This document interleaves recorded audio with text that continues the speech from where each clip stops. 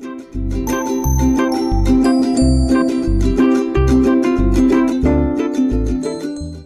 हम इलास्टिसिटी अच्छे से समझते हैं ना।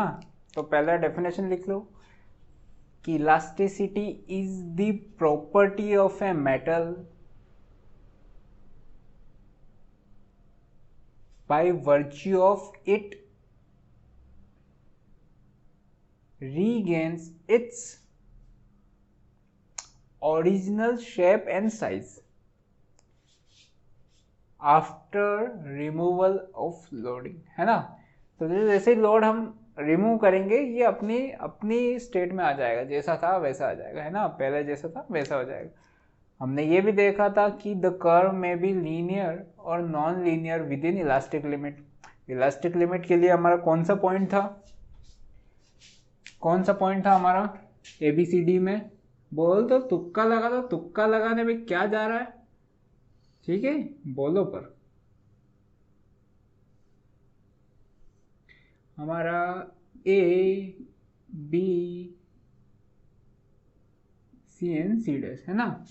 अब यहाँ पे क्या है, ये तो माइल्ड स्टील का कैरेक्टर है, तो ऐसा कर्व दिख रहा है। सारे के सारे ऐसा कर्व थोड़ी दिखाएंगे। B पॉइंट था ना हमारा इलास्टिक, है ना।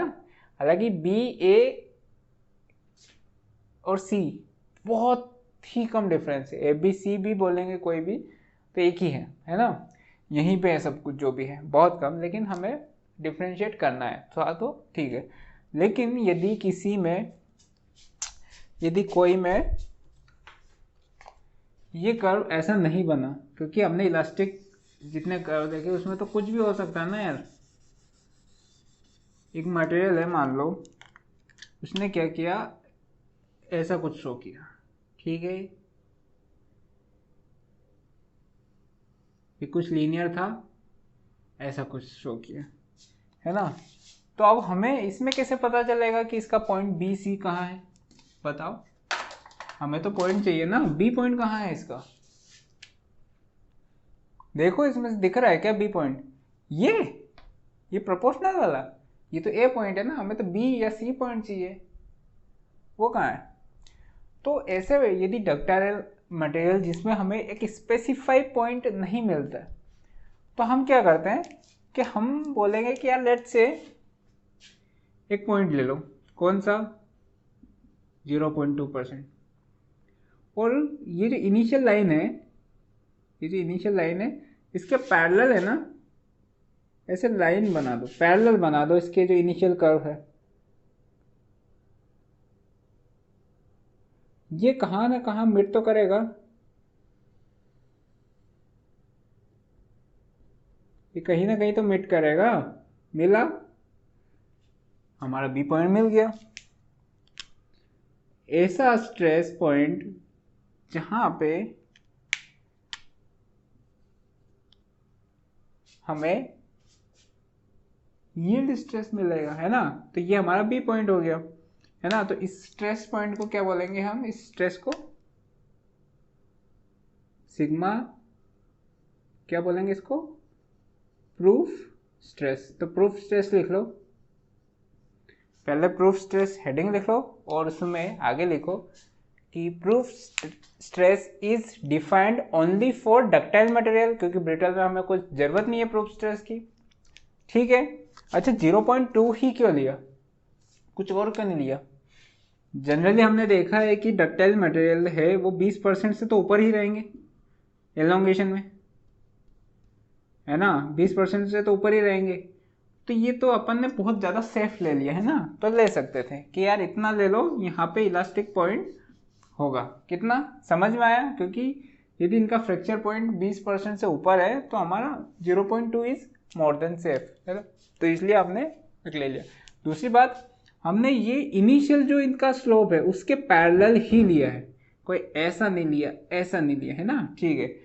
तो अपन क्या लिख रहे थे कि proof stress is defined only for ductile material. It is obtained by drawing a line parallel to the initial slope, parallel to initial slope eight a strain, bracket में लिखो, नहीं एट ए स्ट्रेन 0.2%, ब्रैकेट में लिखो से, मतलब हमने assume किया, मान लिया कि इस पे होगा, है ना। इसके आसपास पॉइंट वाले भी चलेंगे क्योंकि ज़्यादा कोई फर्क नहीं पड़ने वाला, है ना। The line which cut the actual curve at point B which is called design point, है ना। तो अब हमारे पास, क्योंकि हमें डिजाइन के लिए ही चाहिए था प्रूफ स्ट्रेस, क्योंकि यील्ड स्ट्रेस तो चाहिए मटेरियल का, है ना। तो वो बी पॉइंट क्या मिल जाएगा हमारे पास, डिजाइन पॉइंट, है ना। तो ये हो गई हमारे कि यदि हमारे डक्टाइल मटेरियल में यदि स्पेसिफाइड नहीं है कोई सा पॉइंट तो हम कैसे निकाल लेंगे, है ना। अब इलास्टिसिटी की प्रॉपर्टी देख ली। तो एक्चुअल में होता क्या है, जब हम लोड लगाते हैं और लोड रिलीज करते हैं तो इसके साथ होता क्या है।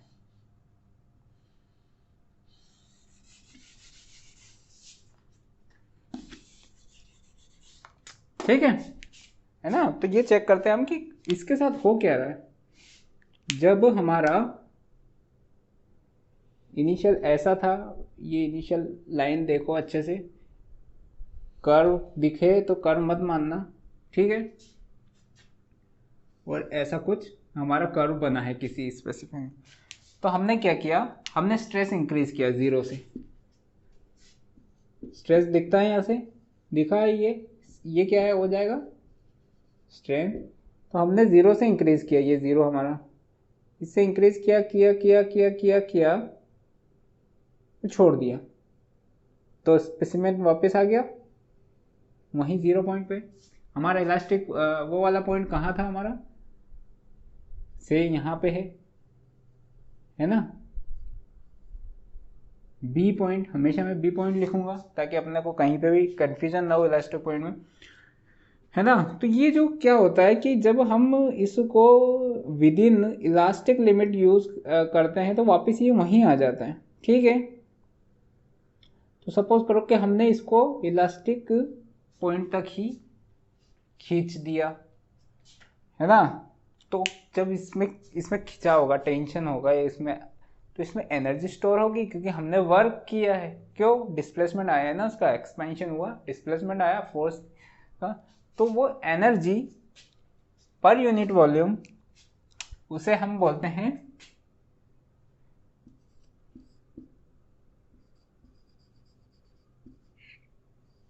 Strain energy,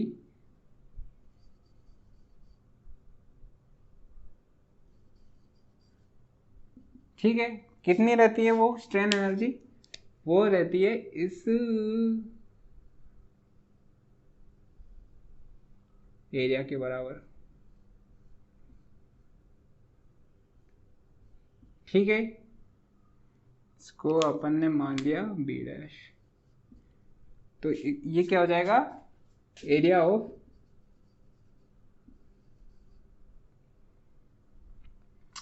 of O B and B dash, है ना। कौन सी स्ट्रेन एनर्जी है हमारी, इलास्टिक है ना। स्ट्रेन एनर्जी, इसके नीचे जितने भी यदि ये यहाँ तक स्ट्रेच होगा तो एनर्जी तो स्टोर होगी ना एरिया, लेकिन हमारे पास अभी ये क्या है, इलास्टिक, क्योंकि हमने इलास्टिक लिमिट के अंदर अंदर किया है। तो यहाँ पे एरिया क्या हो जाएगा,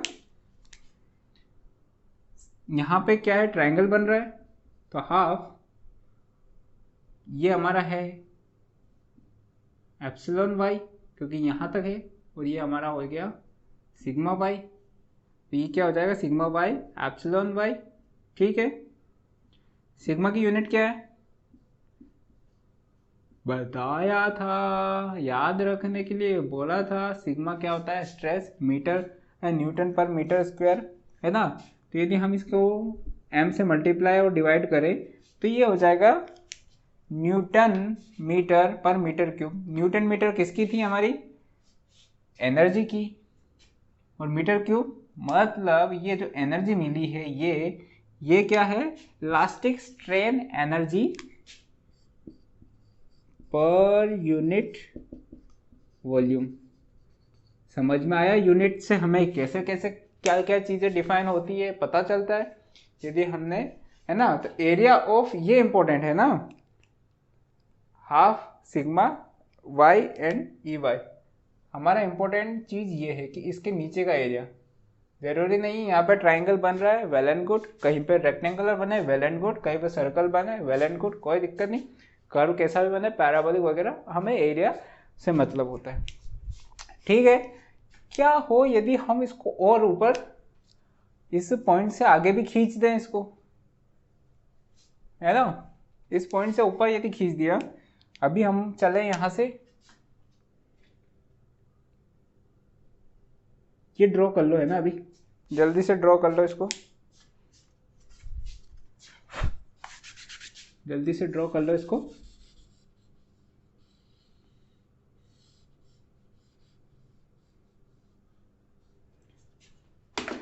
सपोज करो इसको हम खींचना चालू किया यहाँ से, और इसको खींचते खींचते खींचते खींचते खींचते हम चले गए कहाँ तक, इस पॉइंट तक। अब इसको आना है वापस, क्योंकि यहाँ तो आ रहा था, जैसे जा रहा था वैसे ही आ रहा था, है ना। अब यदि इसको हम वापस लाएं तो ये भाई, ये है ना, पागल हो गया। अब ये बोलेगा हम उधर से ही नहीं जाएंगे। अब ये क्या जिद करने लगा कि हम तो ऐसे सीधे ही जाएंगे। ठीक है, क्या समझ में आया कुछ? क्या समझ में आया कि ये गया था, कैसे गया था, ये ऐसे गया था, ऐसे गया था, ऐसे गया था, ऐसे गया था, ऐसे गया था, और जब आने की बात आई तो इधर आ गया,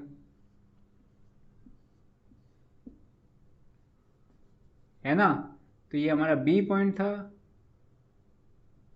मान लो ये सी है, तो ये सी डैश हो गया। ठीक है, अब इसमें क्या हुआ, जब इसको बियॉन्ड दी इलास्टिक लिमिट हमने इसको स्ट्रेच कर दिया, तो इसमें क्या हुआ, क्या दिखा? इसमें ये दिखा कि इसने एक परमानेंट स्ट्रेन ले लिया। पहला तो क्या ले लिया इसने? प्लास्टिक स्ट्रेन बोलते हैं हम उसको, बोलते हैं कि नहीं? बोलो, प्लास्टिक स्ट्रेन क्यों? क्योंकि पहले जीरो था, अब ये कोई सा भी स्ट्रेन होगा, उतना स्ट्रेन इसका हो गया, मतलब ये इतना इलोंगेशन हो गया, है ना। जैसे प्लास्टिक की अपन थैली को ऐसे खींच देते हैं तो फिर वो वहीं रह जाती है ना, तो वो उतना रह गया। अब हमारे पास हमने जो टोटल स्ट्रेन दिया था, हमने टोटल स्ट्रेन दिया था, तो उस टोटल स्ट्रेन का, ठीक है, ये जो टोटल स्ट्रेन का ये वाला जो स्ट्रेन था, ये हो गया हमारा इलास्टिक स्ट्रेन। अब समझ में आया डिफरेंस, कौन सा प्लास्टिक और कौन सा इलास्टिक है और क्यों है? क्योंकि ये अब नहीं लौटने वाला, अब हमारा जीरो शिफ्ट हो गया यहाँ, है ना। जीरो शिफ्ट हो गया, हमारा पॉइंट यहाँ से चला था, ये रीच होके यहाँ आ गया। अब जो भी इलास्टिक स्ट्रेन, ये अब हमारी जो एनर्जी है, यदि इसको डी ले ले, तो अब जो हमारी इलास्टिक स्ट्रेन एनर्जी कौन सा एरिया हो जाएगी?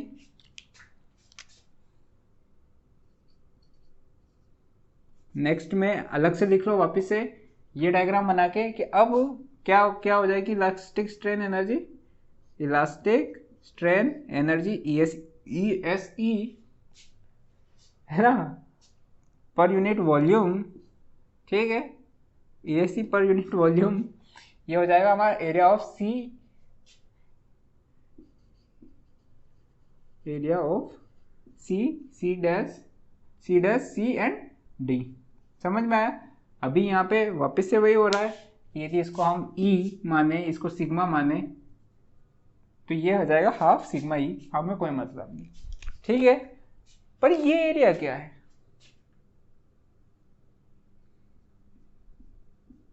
ये भी तो एक एरिया है, तो इसे बोलते हैं परमानेंट सेट, या फिर प्लास्टिक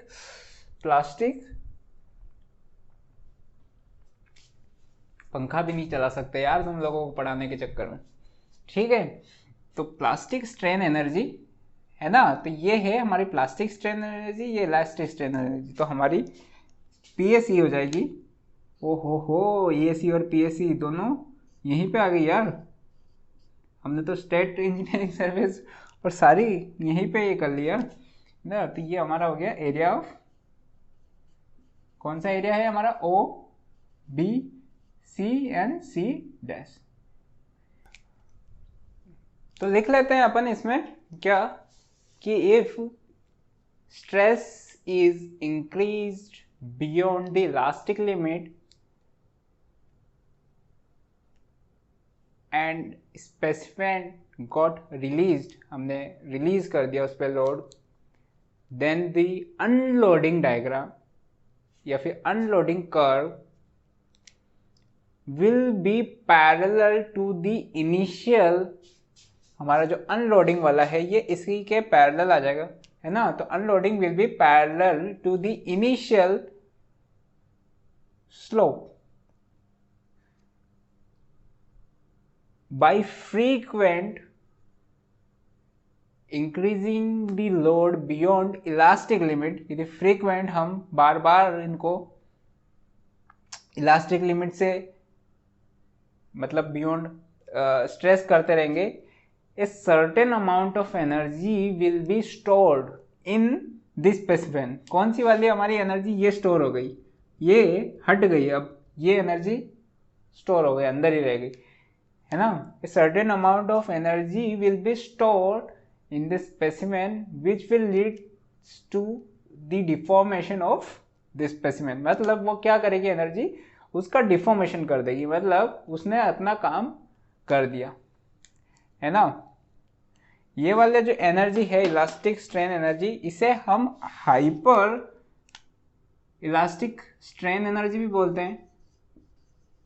सेकेंड वाली, फर्स्ट वाली नहीं, सेकेंड वाली, इसी को समझ रहे हो ना, इसको बोलेंगे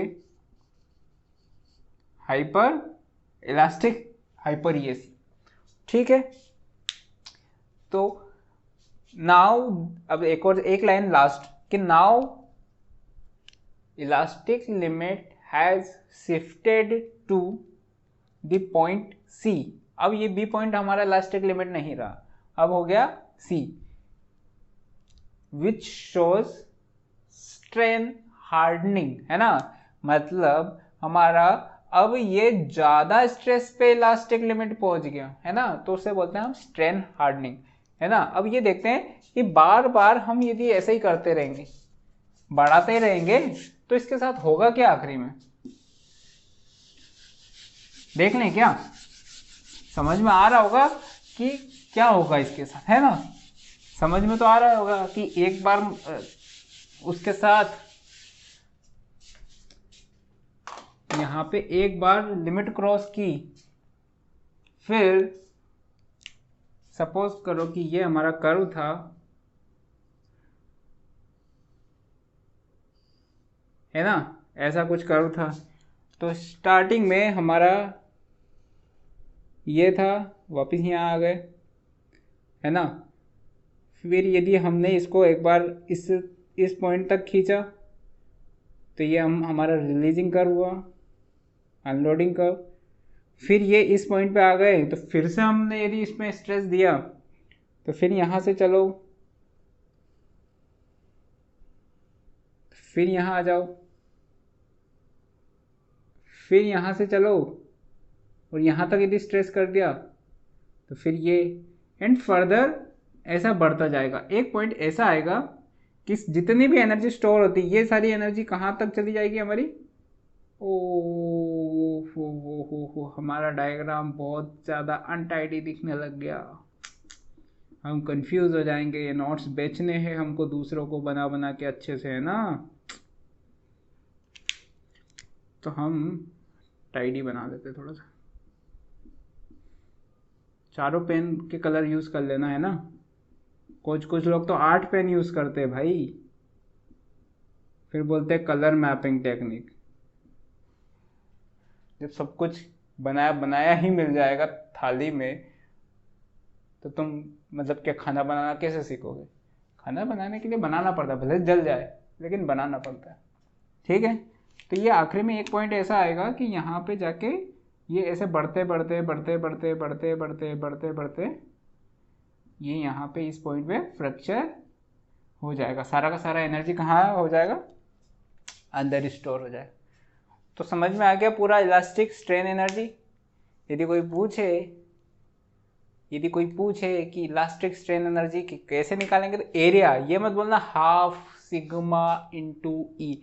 यदि मैं हाफ सिग्मा इंटू ई लिख देता ना, तो इंसान दिमाग ही नहीं लगाता। क्या करता है इंसान, एग्जाम हॉल में आया क्या कि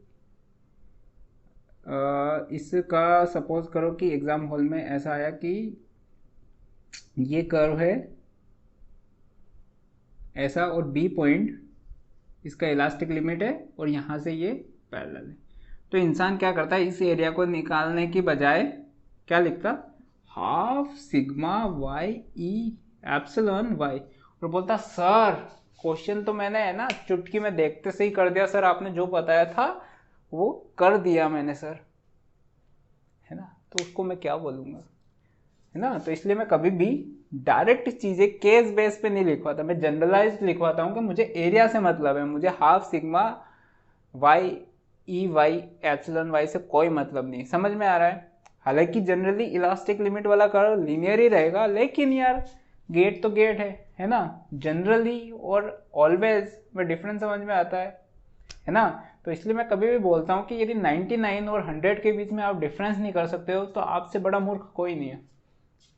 ठीक ठीक है। इलास्टिसिटी देखी थी हमने, है ना। तो यदि इलास्टिसिटी में हम स्ट्रेस और स्ट्रेन का कर्व बना रहे थे, यदि हम एक कर्व बनाते हैं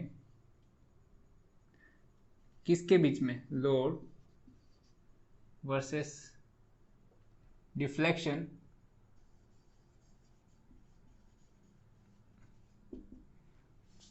इसमें कुछ अंतर आएगा। यदि स्ट्रेस को एरिया से मल्टीप्लाई करेंगे तो लोड आ जाएगा, स्ट्रेन में भी यदि ओरिजिनल लेंथ से मल्टीप्लाई करेंगे तो डिफ्लेक्शन आ जाएगा उसका। या फिर हम बोलें कि डिफ्लेक्शन हमने निकाल दिया और उसके प्रोपोर्शन में लोड वगैरह का एरिया, लोड लगाते जाएंगे और डिफ्लेक्शन कैलकुलेट करते जाएंगे कि उसका एक्सपेंशन वगैरह कितना है, तो हमें मिल जाएगा। तो जब हम ऐसा एक कर्व ड्रॉ करते हैं, है ना, मान लो ये ड्रॉ किया हमने कर्व, कुछ भी हो सकता है, इनिशियली लीनियर नॉन लीनियर, है ना।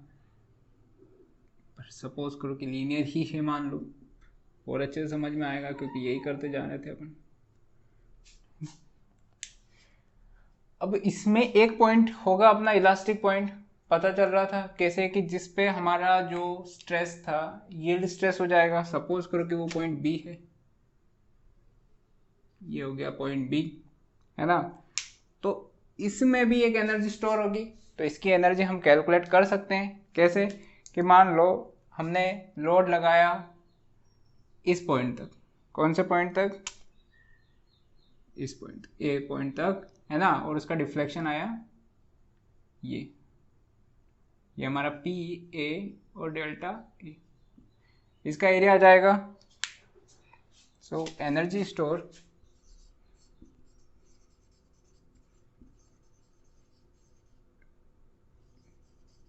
स्ट्रेन एनर्जी क्या हो जाएगी हमारी, एरिया, यदि ये ओ है और ये ए डैश है,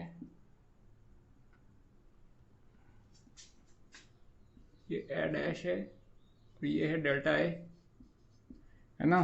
तो एरिया ओ ए डैश, हमें एरिया से मतलब है, हमें ट्राइंगल वाइंगल क्या बन रहा नहीं बता, है ना। तो यहाँ पे क्या बन रहा है, यहाँ पे बन रहा है हाफ पी ए डेल्टा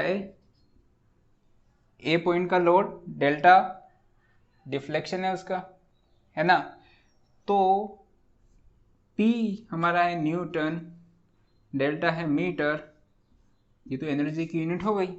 ठीक है, तो हमें एनर्जी मिल गया, मतलब एनर्जी पर यूनिट वॉल्यूम नहीं है, एनर्जी मिल गया हमारा, है ना।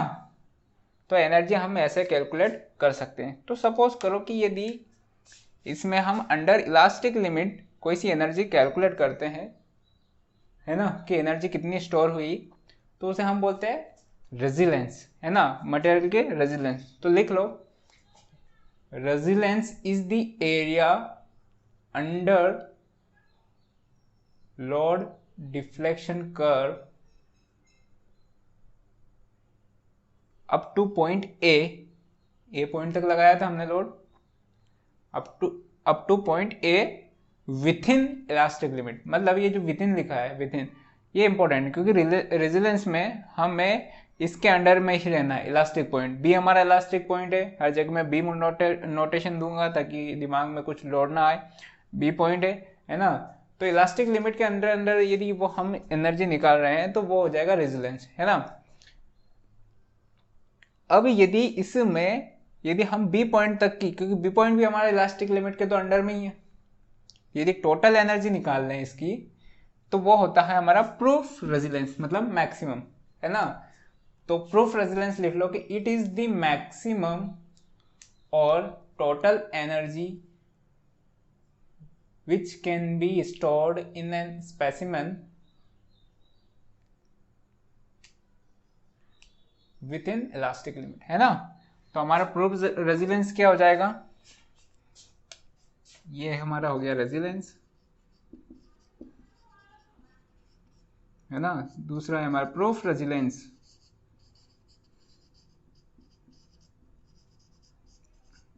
प्रूफ रेजिलेंस क्या हो जाएगा हमारा,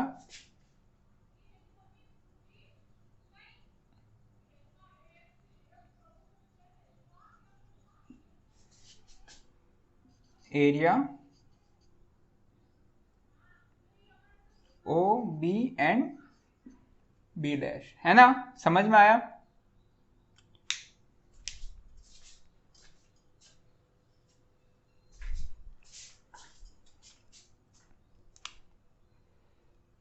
क्या होगा ये हमारा, half P Y delta Y कर दूं, क्यों, क्योंकि यील्ड स्ट्रेस है हमारा यहाँ पे।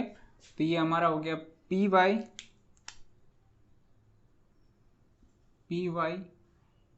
Delta Y. समझ में आया। ये मैक्सिमम रहेगा, इससे ज्यादा अब स्टोर नहीं होगा, तो ये मैक्सिमम है हमारा प्रूफ रेजिलेंस, है ना। यहाँ पे कर्व कौन सा बना है, लोड डिफ्लेक्शन कर्व, है ना। लोड डिफ्लेक्शन कर्व दिख रहा है। अब नेक्स्ट हेडिंग लिखो, modulus of resilience.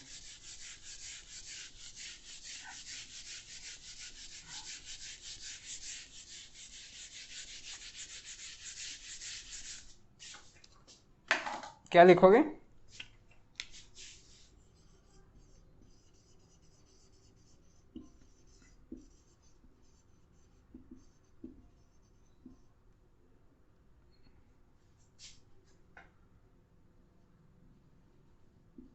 Modulus of resilience.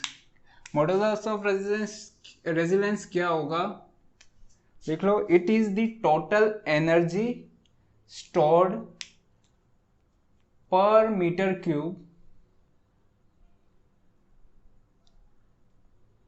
कौन सी एनर्जी है ये हमारी, स्ट्रेन एनर्जी, है ना। स्ट्रेस एनर्जी नहीं होती, स्ट्रेन एनर्जी होती है। तो it is the total strain energy strain energy per metre cube stored in an specimen within elastic limit। तो टोटल, समझ में आया। टोटल लिखा है मतलब मैक्सिमम, है ना। तो वहां पे पहले से लिख लेना कि टोटल मतलब मैक्सिमम। तो हमारा इसमें ये क्या होगा, it is the area under stress strain curve up to elastic limit. तो देख लेते हैं इसमें, जो कि अभी हमने देखा ही था, है ना। ये हमारा बी पॉइंट हो गया,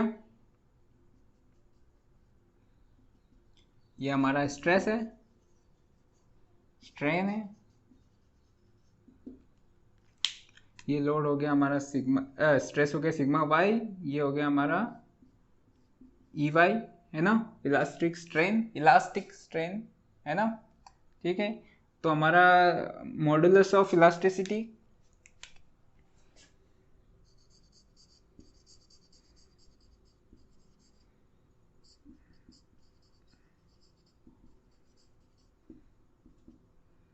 क्या हो जाएगा, half sigma Y E Y. ठीक है ना। समझ में आ गया कि एरिया और वो एक ही बात है। अभी फिलहाल तो half sigma Y E Y क्यों आया, क्योंकि ट्राइंगल का एरिया था। यदि हम दोनों कर्व में डिफरेंस देखें तो ये है कि यहाँ पे स्ट्रेस स्ट्रेन कर्व है, यहाँ पे लोड डिफ्लेक्शन कर्व है, लगभग सेम बन जाएगा मान लो, पर डिफ्लेक्शन तो बहुत चीजों पे डिपेंड करता है ना। मतलब यदि एरिया चेंज कर दिया तो डिफ्लेक्शन चेंज हो सकता है ना।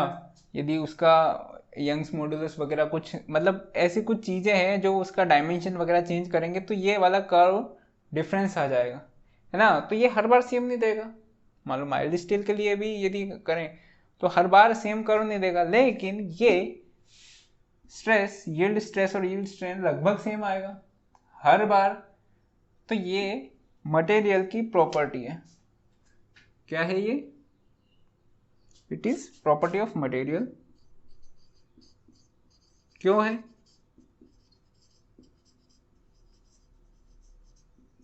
क्योंकि यील्ड स्ट्रेस सबका लगभग सेम, हर बार यील्ड स्ट्रेस हमें सेम ही मिलेगा।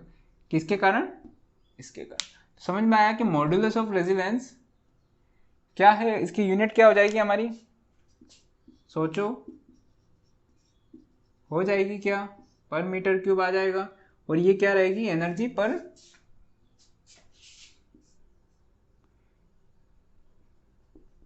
ये भी हो जाएगा EAC पर मीटर क्यूब, है ना। समझ में आ गया कि मीटर क्यूब कब आता है? जब आप स्ट्रेस स्ट्रेन कर्व दिया है, तो यदि स्ट्रेस स्ट्रेन कर्व दिया है मान लो, और यदि आपको रेजिलेंस पूछा गया है, मॉड्यूलस ऑफ रेजिलेंस नहीं, रेजिलेंस पूछा गया, तो रेजिलेंस के लिए तो लोड डिफ्लेक्शन कर्व चाहिए, है ना। तो लोड डिफ्लेक्शन कर्व नहीं है हमारे पास, से यही है, तो कहीं ना कहीं उन्होंने वॉल्यूम दे रखा होगा स्पेसिफाइन का, तो आपको यहाँ से एनर्जी निकालना है और वॉल्यूम से मल्टीप्लाई कर देना है, तो वो एनर्जी है ना इनटू वॉल्यूम हो जाएगा। तो ये मीटर क्यूब कट जाएगा, तो हमें सीधा एनर्जी मिल जाएगा, ठीक है। तो नेक्स्ट टफनेस क्या होता है? पहले डेफिनेशन सुन लो या लिख लो कि toughness is the resistance against impact loading.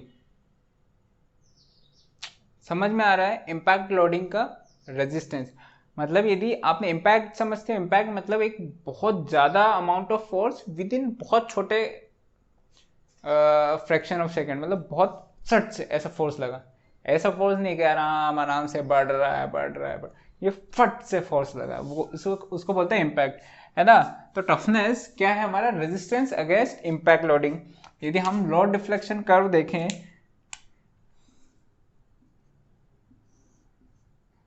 है ना, मान लो ये कर्व है, ठीक है, इधर लोड है, डिफ्लेक्शन है, तो इम्पैक्ट के कारण यदि वो टूट गया तो उसने कितनी एनर्जी स्टोर करी? हमारा पॉइंट F है ये, है ना। तो इसने टोटल इतनी एनर्जी स्टोर कर दी। कितनी? जब जाके टूटेगा, जब उसमें इतनी एनर्जी स्टोर हो जाएगी। इससे कम एनर्जी स्टोर हुई तो वो नहीं टूटेगा, है ना। तो लिख लो कि इट इज एरिया अंडर, अभी टफनेस में लिखो कि it is the area under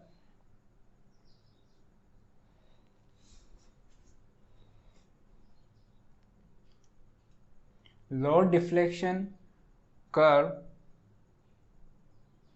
up to point F, that is fracture point, है ना। तो फ्रैक्चर पॉइंट तक का है तो वो टफनेस है ना। इस पॉइंट तक की एनर्जी स्टोर करेगा और टूट जाएगा। तो अब अपन इसका एरिया निकाल लेंगे तो टफनेस मिल जाएगी, ठीक है। मॉड्यूलस ऑफ टफनेस के लिए क्या करेंगे हम?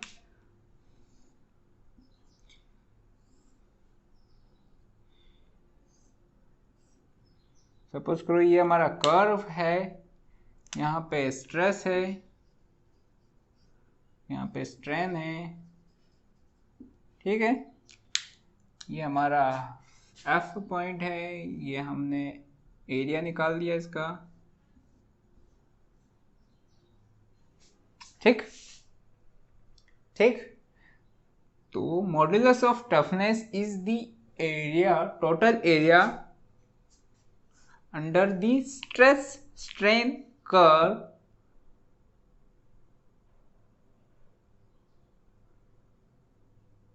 Up to point F, that is fracture point. ठीक है, एक और डेफिनेशन इसकी क्या रहेगी कि it is the energy, it is the total energy per metre cube that can be stored within the material up to fracture point, है ना। तो अब हमें ये दोनों जो चीजें हैं, रेजोनेंस और ये देखना क्यों है, इनको पढ़ क्यों रहे हैं। सबसे बड़ी बात, एक तो एनर्जी मिल जाएगी, ठीक है, तो एनर्जी दो, लेकिन इनको डिफाइन करने की क्या जरूरत है। हमने एक कर्व बनाया, हमारे पास दो अलग अलग मटेरियल ले लिए, मान लो हमने एक माइल्ड स्टील लिया, माइल्ड स्टील दिख गया, दिखा, ये सेम एक और कुछ दिखा,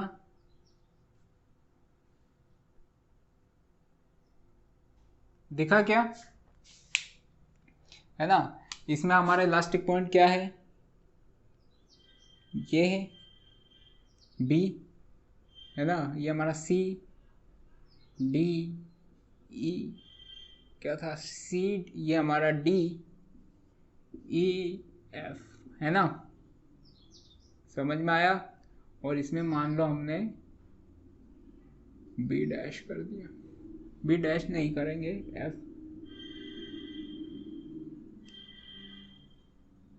B1 कर दिया, है ना। अब यदि हमें इलास्टिक लिमिट के अंडर में इसका एरिया और इसका एरिया को कंपेयर करें हम, तो हमारा एरिया आएगा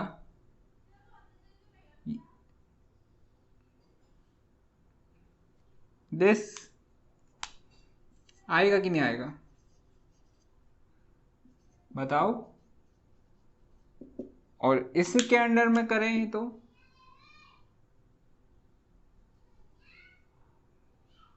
ये B डैश हो गया, ये B1 डैश हो गया, कौन सा एरिया ज्यादा है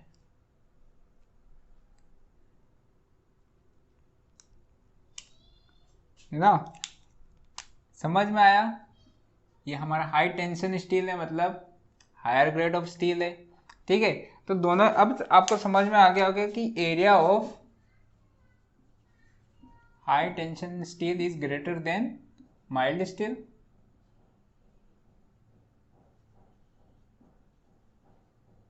कर्व, है ना।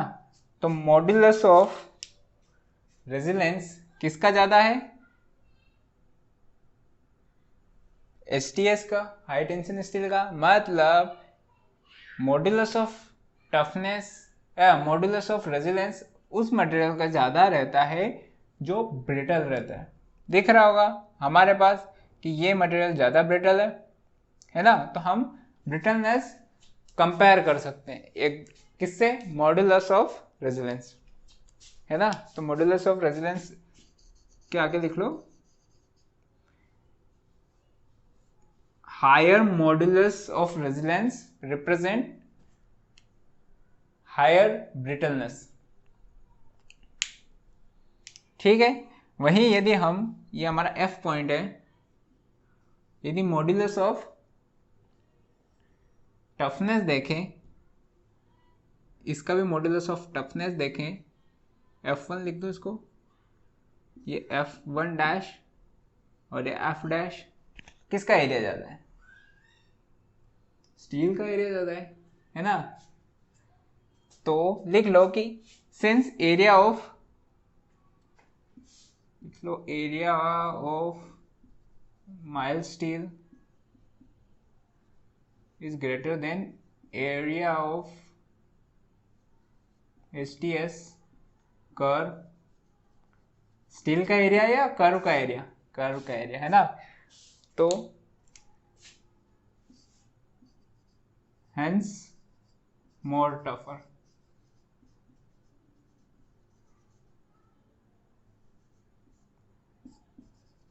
मोर ब्रिटल। तो हमें ब्रिटल जो भी है, ठीक है, हमें इसलिए पढ़ाया है कि हम मॉड्यूलस को देख के हम बता सकते हैं कि कौन सा मटेरियल, तो इसलिए हम जो brittle material are more resilience whereas ductile materials are more tougher. तो हमें जब इम्पैक्ट लोडिंग वाला कोई सी जगह है तो वहां पे कैसा मटेरियल यूज करेंगे हम, माइल्ड स्टील का, या फिर कहें कि टफनेस जिसकी ज़्यादा है, टफनेस जहाँ पे इम्पैक्ट लोडिंग है ना। जब भी हम स्ट्रेस स्ट्रेन कर्व बना रहे थे तो हम क्या कर रहे थे, लोड लगा रहे थे, एक पॉइंट एफ आता है और स्पेसिमेन टूट जाता है, मटेरियल टूट जाता है। क्या ज़रूरी है कि पॉइंट एफ आने पे ही, मतलब पॉइंट एफ कभी भी ऐसा तो हुआ नहीं कि इलास्टिक लिमिट के अंदर आया, इलास्टिक लिमिट के तो बाहर ही रहा है। तो क्या ये हम माने कि जब तक लोड हम इलास्टिक लिमिट से ऊपर नहीं देंगे तो हमारा मटेरियल फेल होगा ही नहीं। मतलब यदि इलास्टिक लिमिट के अंदर ही हम लोड दें तो क्या मटेरियल अमर हो जाएगा? तो अमर होने के लिए तो इतने सारे राक्षसों ने तप किया, लेकिन कभी भी आज तक अमर कोई दिखा नहीं, दिखा है ना। तो देखते हैं कि यदि लोड हमारा इलास्टिक लिमिट के अंदर ही है, फिर भी कौन कौन से चांसेस हैं कि लोड, मतलब हमारा स्पेसिमेन फेल हो जाएगा, है ना। तो चेक करते हैं। पहला है क्रीप। क्रीप क्या है, पहले डेफिनेशन लिखो। Creep is the permanent set, permanent strain बोल दो कि creep is the permanent strain in an specimen when loaded under elastic limit under long duration of time। मतलब हमने क्या किया, मटेरियल पे ऐसा एक लोड जो इलास्टिक लिमिट के अंडर ही है लेकिन बहुत दिनों तक रख दिया, हो सकता है सालों तक, है ना। तो हो सकता है कि वो एनर्जी स्टोर करेगा और परमानेंट सेट प्रोड्यूस करने लग जाए, है ना। जैसे जैसे परमानेंट सेट प्रोड्यूस करने लग जाता है कोई सा स्पेसिमेन, है ना, तो फिर क्या होगा कि हो सकता है कि वो ज़्यादा ही समय तक लटका रहा तो टूट भी सकता है ना। तो ऐसा नहीं है कि इलास्टिक लिमिट के बाहर जाएगा तभी परमानेंट सेट आएगा। परमानेंट सेट कैसे आ सकता है, इलास्टिक लिमिट के अंदर भी आ सकता है ज़्यादा। तो क्या हो गया कि हमारा जो क्रीप है वो कुछ फैक्टर्स पे डिपेंड हो गया। डेफिनेशन तो लिख लिया था, तो कौन कौन से फैक्टर्स हो गए हमारे,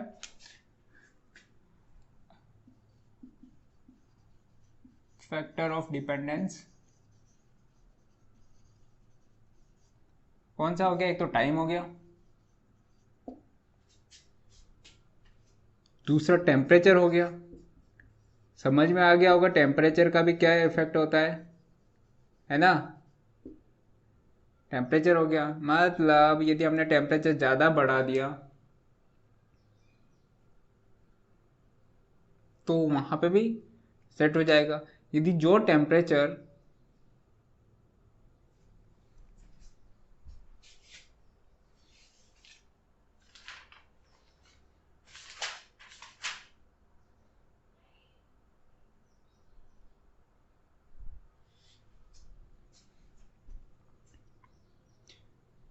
है ना, तो टेम्परेचर बढ़ा देंगे तो डेफिनेटली सेट आ जाएगा, परमानेंट सेट। यदि टेम्परेचर हम बढ़ाते if T equals to half of melting point temperature, है ना, तो क्रीप अनसस्टेनेबल हो जाता है ना। तो लिख लो कि if T is equal to half of melting point temperature then creep will be unsustainable. मतलब इतना ज़्यादा क्रीप हो जाएगा कि भाई टूट ही जाएगा। जब अटैक हुआ था अमेरिका पे, इन्होंने आतंकवादियों ने जब वो प्लेन क्रैश करवाया था, तो उन्होंने जब प्लेन क्रैश करवाया, आपने देखा होगा उस वक्त तो नहीं गिरी बिल्डिंग। बिल्डिंग जैसे ही क्रैश हुआ उसमें लग गया, उसका इम्पैक्ट हो गया, ठीक है, थोड़ी देर बाद गिरी। क्यों? क्योंकि वहां पे जो स्ट्रक्चर, सुपर स्ट्रक्चर बनाया था जो भी, उसमें स्टील्स थी, है ना। तो जब वहां पे आग लगी तो टेम्परेचर जैसे ही होमोलोगस लिखा है कि ये क्या होता है, होमोलोगस टेम्परेचर, है ना। तो जैसे ही टेम्परेचर होमोलोगस पॉइंट पे पहुंचता है, होमोलोगस टेम्परेचर पे पहुंचा, तो वो अनटॉलरेबल क्रीप हो गया और बिल्डिंग चुटकियों में गिर गई, है ना। तो समझ में आया कि एक छोटी सी चीज भी कितना ज्यादा इम्पैक्ट दे सकती है। ठीक है, और क्या चीज हो सकती है? होमोलोगस पॉइंट लिख लिया, है ना। ये क्या हो जाएगा, वो temperature, homologous temperature, homologous temperature. ठीक है, अब हमारा मैग्नीट्यूड ऑफ लोड एक्सप्लेनेबल है। Magnitude of load self explainable है कि जैसे ही ज़्यादा लोड लगेगा तो हो सकता है क्रीप भी ज़्यादा हो जाए, है ना। तो क्रीप समझ में आया। हाँ, तो फैटिग क्या होता है? फैटिग होता है यदि एक और जरिया हो सकता है स्ट्रक्चर को डैमेज करने का, यदि हम उस पर साइक्लिक लोडिंग लगाएं या फिर रिवर्स साइक्लिक लोडिंग। एक बार साइक्लिक ऐसा ऐसा ऐसा, या फिर ऐसा, या फिर कहीं पे इस वे में है कि यार लोडिंग लग रही है साइकिल्स में, है ना, लग रही, loading unloading, loading unloading, loading unloading. तो जब हमने इलास्टिसिटी देखी थी, तो उसमें जब लोडिंग अनलोडिंग कर रहे थे, तो एक पॉइंट एक ऐसा आया था कि आखिरी में वो टूट ही गया था, है ना। मतलब क्योंकि हर बार एक एनर्जी स्टोर हो रही थी, थोड़ी थोड़ी थोड़ी थोड़ी थोड़ी थोड़ी, तो आखिरी में एनर्जी इतनी हो गई थी कि वो स्पेसिमेन टूट गया। ठीक है, तो फैटिग क्या है हमारा? Cyclic loading. तो लिख दो कि it is the progressive structural damage due to cyclic और reverse cyclic loading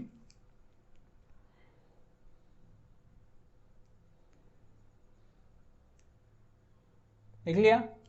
when the energy stored gets equal to the modulus of toughness। हमने देखा था कि F पॉइंट जो था फ्रैक्चर पॉइंट, है ना, तो वो हमारा मॉड्यूलस ऑफ टफनेस है, तो वहां तक की एनर्जी स्टोर हो जाएगी, then structure will get damaged, है ना, या फिर टूट जाएगा, जो भी बोल दो। ठीक है, अब यार ये साइकिल जो है ये कितने होंगे, मतलब यदि हम किसी चीज को फैटिग प्रूफ माने कि यार ये फैटिग में टूटेगा नहीं, होमोलोगस मान लो टेम्परेचर वाला तो हमने देख लिया था कि उस पॉइंट से ऊपर मत करो, या फिर लोड वगैरह के भी कुछ ना कुछ हर एक मटेरियल का होगा कि इससे ज़्यादा मत करो। तो ठीक है, मान लो यदि ऐसा ही रहता तो पंखा कभी भी टूट सकता था। अब वो लोड कम ही होगा, वैसे कितने ही सालों तक रखो कोई दिक्कत नहीं, है ना। हो सकता था कि लोड पंखे का ज़्यादा हो जाए, है ना, तो पता चले 2-4 साल बाद गिर जाए छत पे, ऐसे सो रहे हो और ऐसे ही छत पे से गिर जाए सर पे। ठीक है, तो लोड का भी हम देख सकते हैं, टेम्परेचर वगैरह। तो यहाँ पे भी हमें कुछ ना कुछ तो देखना पड़ेगा। तो हमने डिफाइन किया क्या कि यदि हमने 1 million cycles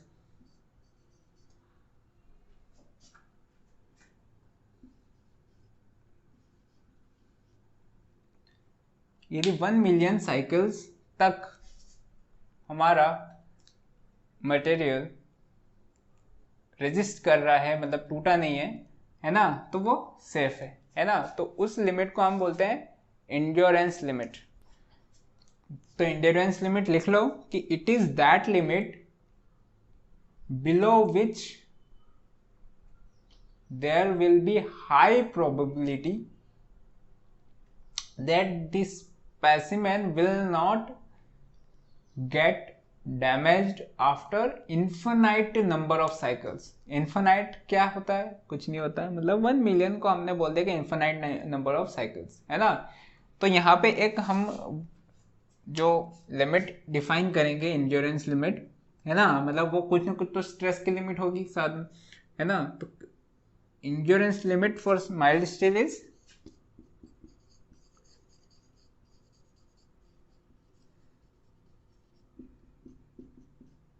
165 megapascal. Yield stress से कम है ना, ठीक है, यील्ड स्ट्रेस से कम है, फिर भी इससे थोड़ा सा भी ज़्यादा या फिर हो सकता है कि और ज़्यादा करें तो हमारा टूट सकता है 1 मिलियन साइकिल में, है ना स्पेसिमेन। ठीक है, तो design limit for cyclic loading, है ना, साइक्लिक लोडिंग समझ में आ गया, लोडिंग अनलोडिंग या फिर लोडिंग अनलोडिंग ऐसा जो चलेगा, ठीक है, लोडिंग या फिर reverse loading, loading reverse loading, ऐसा ही ये जो साइकिल्स में चलेगा, तो उसके लिए, है ना। तो the design limit for cyclic loading is endurance limit, endurance limit कितनी है वो 165 मेगापिक्सल, मतलब मेगा पास्कल, इसके अराउंड, ठीक।